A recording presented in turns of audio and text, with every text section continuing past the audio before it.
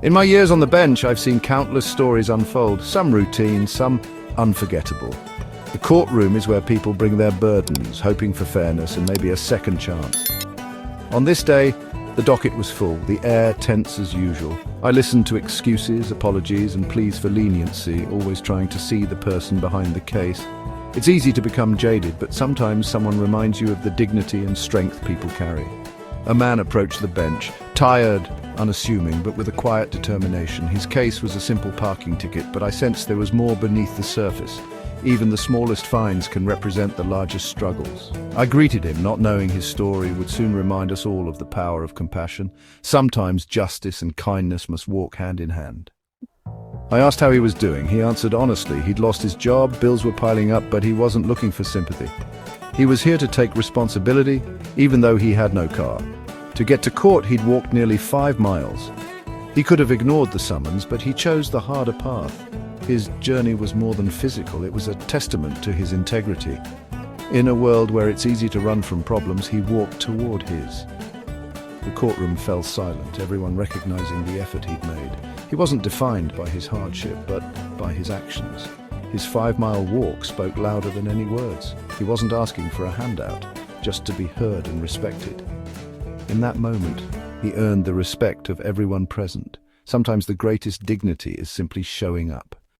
I asked how he'd get home. He said he'd walk, no complaint, just acceptance. I asked how much money he had. He showed me 92 cents, no embellishment, no excuses, just honesty. He wasn't asking for help, only to answer for his ticket.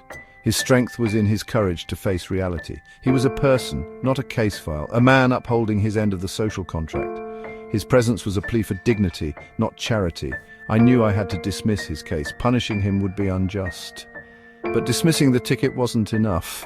The thought of him walking home with only 92 cents didn't sit right. Justice must be tempered with compassion. I remembered a small fund, $25 left by someone who wanted to help a stranger in need. I told the man his fines were dismissed and about the money. It wasn't from me or the court, but from someone who understood hardship. It was for his bus fare home, a gesture of solidarity, not charity. He was speechless, his composure breaking as he realized the kindness. The amount wasn't life-changing, but the gesture was. In that moment, 2 strangers were connected by generosity. The $25 became a message of hope. He accepted it with gratitude, restoring a bit of his faith in humanity. Sometimes the smallest acts have the greatest impact. That moment has stayed with me, a reminder that small acts can change lives. The money didn't solve all his problems, but it gave him dignity and hope. It turned a day of judgment into a day of grace. These moments of compassion happen every day, often unnoticed.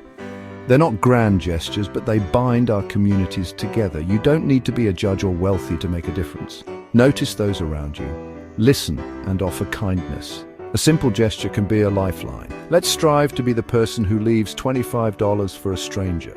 By choosing compassion, we lift others and enrich our own lives. Justice is more than rules. It's empathy, understanding, and belief in the goodness of people.